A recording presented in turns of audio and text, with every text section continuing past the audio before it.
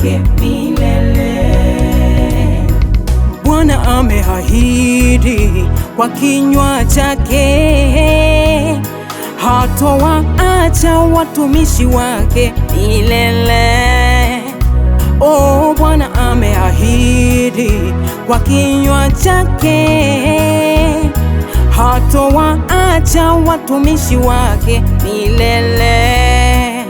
Kama wakati wa Danieli akiwa kwenye tundu la simba, hakumuacha mtumishi wake milele.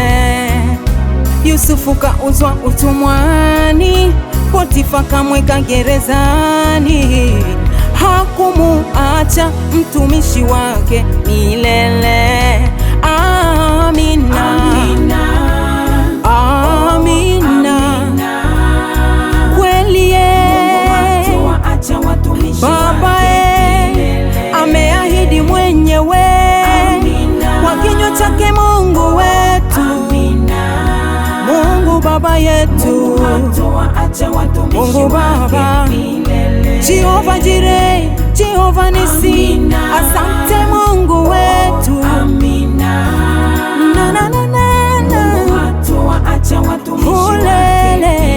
Wateule tuimbe leo, wateule tusifu leo.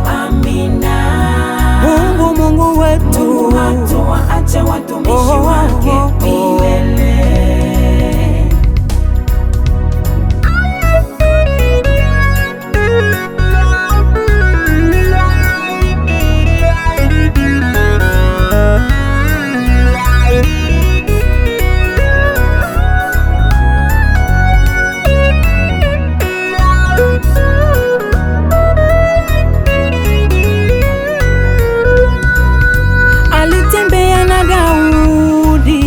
Alitembea na Daudi, hakuwaacha maadui zake wamguse. Njaa ilipita kando mwa nyumba ya Daudi, hakuiacha njaa kusogea malangoni. Mungu ni yeye yule, yeye habadilikie, hatakuacha mtumishi wake waibike.